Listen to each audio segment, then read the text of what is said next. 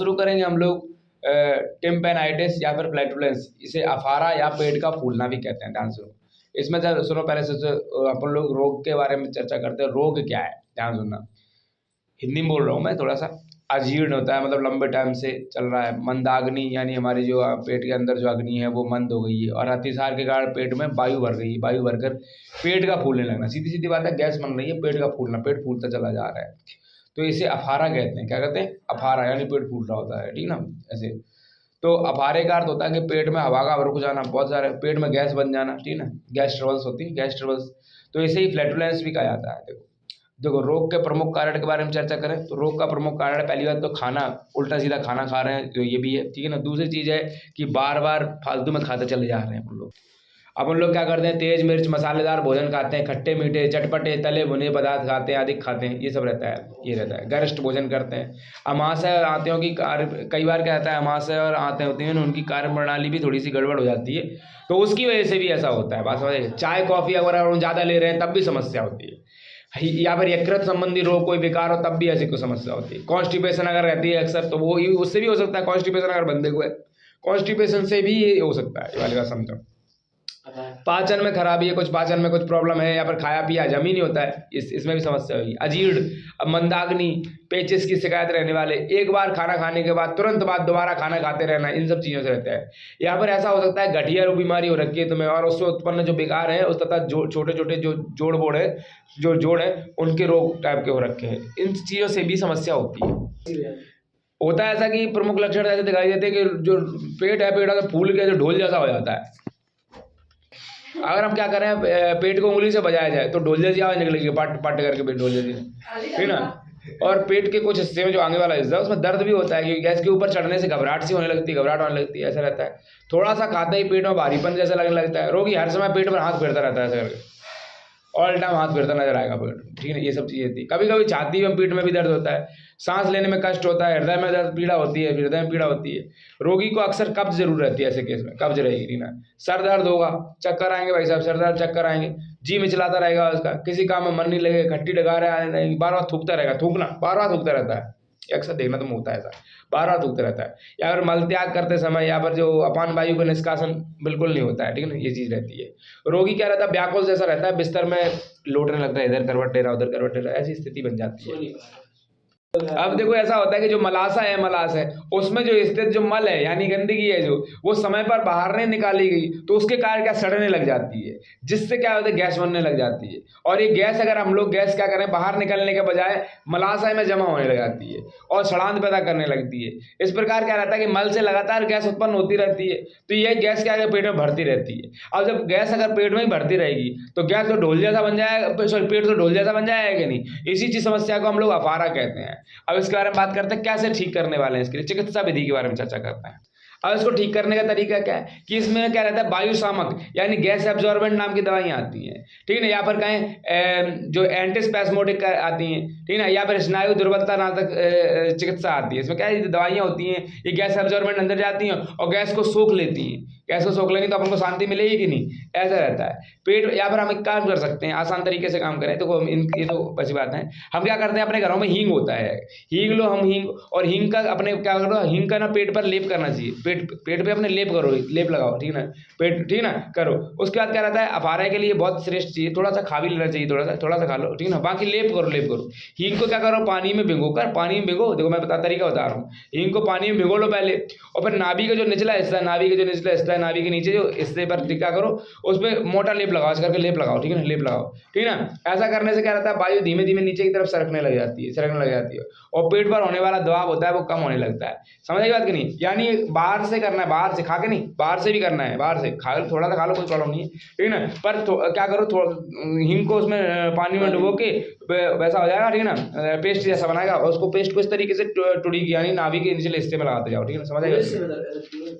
नहीं, निचले वाले हिस्से में, हाँ ठीक है, तुम कर लो, पेट के निचले हिस्से में कर लो, ठीक है, पर यहाँ पर इसमें जरूर करना, नाभि में, ठीक है ना। बच्चों को क्या रहता है, अफारे में हींग का लेप करना ही चाहिए, बच्चों में बहुत फायदेमंद होता है। यदि अगर रोगी को बड़ी कब्जियत हो रखी है तो गर्म पानी में थोड़ी सी क्या करो, मैं गर्म पानी कर लो, तो ऐसे बहुत टाइम से कब्जियत हो रखी बंदे को, ठीक है, तो ऐसे बंदे में क्या करो, अरंडी का तेल आता है, अंडी कहते हैं, अंडी, अंडी भी कहते हैं, कैस्ट्रॉल, ठीक है ना, तो अंडी का वो तेल मिला के क्या कर दो, ठीक है ना, उसे दे दो, ठीक है ना, उसे तेल मिलाकर, सुनो पूरी विधि बताता हूँ, तेल मिलाकर क्या करो, ठीक है ना, उसे एनीमा भी दो, तो एनीमा देने से बंद रास्ता उसका जो खुल जाता है और गैस से मुक्ति मिल जाती है। अब एनीमा कैसे दिया था ये मैं पिछली बार बता चुका हूँ, ठीक है ना, ये चीज़ें आगे बढ़ जाते हैं अपन लोग। देखो अब इसमें देखो जो कुछ सहायक उपचार है उनके बारे में चर्चा कर लेते हैं। जैसे जो जो खाने होते हैं, जैसे लघु है, यानी कोई बहुत, और यहाँ पर शीघ्र पचने वाला जो खाना है, ऐसे खाने देने चाहिए। चपाती के साथ देखो क्या करो, जैसे अपन लोग बकरी का मांस खा रहे हैं तो बकरी के मांस का शोरबा दे दो, उसे बकरी के मांस का शोरबा दे दो, तो उससे सही रहता है, ठीक है ना। सब्जियों में अगर हम बात करें तो कद्दू हो गई, तोरई हो गई, टिंडे हो गए, पालक हो गए, ये सब चीज़ें चल जाएंगी, ठीक है ना, समझ बात कि नहीं, ये क्लियर है कि नहीं। तोरैया, टिंडे, तोरई, टिंडे, पालक, ये सब सब्जियां जो जो सब्जियां भाई साहब जिनसे तुम कांपते हो, वो सब्जियां, कद्दू, तोरई, टिंडे और पालक, इन सब्जियों को खाओ, ठीक है ना। अब बात आती है उड़द, उड़द है, तिल है, चावल है, ठीक है, उड़द तिल चावल की खिचड़ी बनवाओ, उड़द है, तिल है, चावल की खिचड़ी है, लहसुन, मूली और सलजम, ये चीज़ें भी दो साथ में, ठीक है, ये चीज़ें दो। अच्छा, जो चीज़ें नहीं देनी चाहिए वो चीज़ें हैं कि वादी वाली चीज़ें मत खाओ, दीर्घपाकी नहीं खाओ, जैसे भारी पेट में गैस पैदा करने वाली चीज़ें मत खाओ, जैसे आलू, अरबी, उड़द की दाल, मटर, लोबिया, ये सब चीज़ें, ठीक है ना, ये चीज़ें नहीं नहीं, मूली उसमें चल जाती है, मूली पत्ते में चल जाती है, ठीक है ना, ठीक है, समझ आएगा कि नहीं, ऐसा रहता है, वो जोक्स वगैरह में रहता था, ठीक है ना। चलो ठीक है, अब बात करें सहायक उपचार, ये भी है कि अगर जैसे पेट पर क्या करो, बर्फ के टुकड़े लो, बर्फ के टुकड़े लो और उनको ऐसे करके मालिश करो, या फिर गर्म गर्म हाँ गर्म करके उसमें फलालिन करके लपेट कर लगाओ, ऐसे भी रहता है, ठीक है ना। बड़े हुए रोग में तारपीन का तेल लो, तारपीन का तेल, या मैंने बताया कैस्टर ऑयल लो, अनीमा दो, कैस्टर ऑयल है ना, या फिर अनीमा दो, इस तरीके से स्थिति चल जाती है, ठीक है ना, ये रहता है।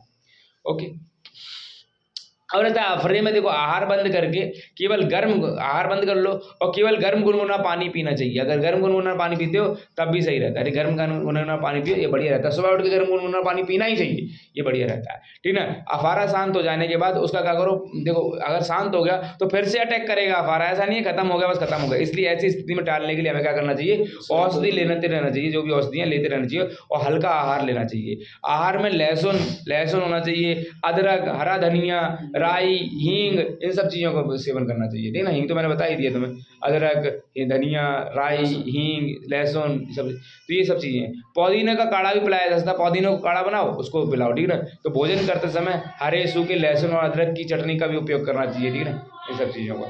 बाकी कुछ दवाइयाँ वगैरह भी हैं, इसे बंद कर दो।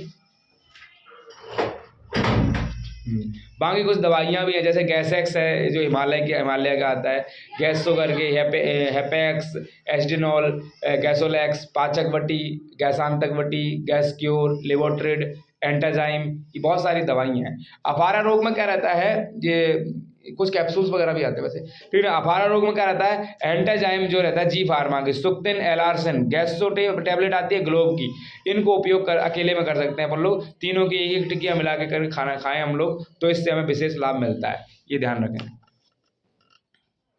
देखो इसके अलावा कुछ बातें रहती है, जैसे बथुए की सब्जी रहती है, बथुए की सब्जी, असल में बथुआ की सब्जी, बथुआ मिलत है मार्केट में, देखो तो बथुए की सब्जी रहती है, हाँ पराठे, तो बथुए की सब्जी अफारा के दुश्मन होते हैं, वो अगर ले खाओ तो इसके भोजन में, इसको अगर भोजन में साथ में ले तो अफारा नहीं होगा, हाँ बथुए से अफारा नहीं हुआ, ऐसा रहता है। एक गिलास, हाँ बिल्कुल बहुत बढ़िया चीज़ है, बहुत बढ़िया चीज़ है, ठीक है ना। और एक गिलास ठंडा पानी लो, वहाँ में 30 ग्राम शहद डालो, थोड़ी शहद डालो, एक काम करें, एक चम्मच शहद डाले, थोड़ा सा पुदीना का रस मिला लिया, पुदीना डालना ही पड़ेगा ऐसा, पुदीना से नहीं बचना पड़ेगा, ठीक है ना। तो इससे पेट में जो दूषित वायु रहती है वो निकल जाती है, ठीक है ना, और जो रोगी को जो रहता है वो चैन की सांस लेता है रोगी, इस तरीके से रहता है। साधारण जल्दी हजम हो जाने वाले जो हल्का भोजन है हम लोगों को वही लेना चाहिए, पहली बात तो ये तुम लोग समझोगे आज के डिस्कशन से, ठीक है ना। दूसरी बात है जो कार्बोनेटिव ड्रग्स रहते हैं, उन्हें खाने के बाद अगर हम खाते हैं तो गैस नहीं बनती है, ठीक है ना। इसके लिए क्या रहता है, 3 टाइप की औषधियों का सेवन करना, जैसे सिरप हो गया, कार्मेडाइड स्ट्रॉन्ग करके आता है, कार्मिसाइड स्ट्रॉन्ग करके आता है, इसकी 2 चाय की चम्मच दिन में 2 बार ले लो, ठीक है ना। टैबलेट आती है मर्केंजाइम करके, 1 गोली खाने के बाद तुरंत लेना चाहिए। सिरप आती है डिजीप्लेक्स करके, 2 चाय चम्मच दिन में 3 बार नाश्ते या भोजन के बाद ले लेना चाहिए, तब भी इसका काम जाता है। इसके साथ साथ विटामिन बी कॉम्प्लेक्स, और इस बी कॉम्प्लेक्स तो देखा, तुम लोगों ने देखा होगा बी कॉम्प्लेक्स जब खाने में मतलब अरुचि पैदा हो रही, खाने में मन नहीं कर रहा, तब बी कॉम्प्लेक्स ले लेते हैं। तो इस टैबलेट मिलाकर 1-1 मात्रा प्रतिदिन 2 घंटे पर क्रमशः ले लेना चाहिए, ये रहता है, ठीक है ना। भोजन के बाद सेवन करना चाहिए, ठीक है ना। अमीबिक इन्फेक्शन को दूर करें अगर हो रखा है, यदि दस्त अधिक आते हो तो शक्कर की मात्रा कम से कम लें, ठीक है ना, चीनी कम ले लो उस टाइम पे। कब्ज के कारण अधिकांश रोगियों में जो आद्यमान की स्थिति पैदा हो जाती है, ऐसी स्थिति में कब्ज निवारक औषधियाँ देनी चाहिए, इतना ध्यान रखना चाहिए, ठीक है ना। नासा मार्ग, हाँ गुड़ खा सकते हैं, ठीक है। नासा मार्ग से क्या रहता है, राइल्स ट्यूब डालकर, राइल्स ट्यूब मैंने बोला, राइल्स ट्यूब डाल के क्या करते हैं, पर्याप्त लाभ मिलता है। इस पर क्या उपरोक्त चिकित्सा में साथ साथ करना चाहिए, तो विशेष लाभ मिलता है। तो सारांश में हम ये वाली बात कहें कि चिकित्सा के साथ साथ कार्बोनेटिव औषधियाँ भी इस्तेमाल करो, एंटासिड इस्तेमाल करो, एंजाइम इस्तेमाल करो, इन सब चीज़ों की चिकित्सा करनी चाहिए। साथ में गैस उत्पन्न करने वाले जैसे खाद्य हैं, इनको बंद कर देना चाहिए। गैस उत्पन्न करने वाले खाद्य हमारे घरों में बहुत आते हैं, बंद गोभी, फूल गोभी, मित्र है बंद गोभी, फूल गोभी, ठीक ना। और मैंने मटर बताया, मटर हो गया, आलू हो गया, ये सब चीज़ें, ठीक ना, चना, मटर, उड़द, ये सब चीज़ें, मूंगफली ये भी, तो इनके सेवन बिल्कुल बंद करने पड़ेंगे, तब ऐसा रहता है, ठीक है, जब ऐसी स्थिति बन रही हो तो, ठीक है। तो आज के लिए हम लोगों ने ये जाना कि अगर गैस बन रही है, ठीक ना, तो अगर गैस बन रही हो तो उसको किस तरीके से जानेंगे, कैसे उसको ठीक करेंगे, और इसी को अपन लोग टेम्पेनाइटिस नाम से जाना जाता है, या फ्लैटुलेंस नाम से जाना जाता है, या फिर हिंदी में कहें अफारा नाम से जाना जाता है। इसके बाद एक और पेट से जुड़ी समस्या के बारे में हम लोग कल बात करेंगे, ठीक है ना। तो आज के लिए बहुत है, ठीक है ना। So that's all for today, thank you.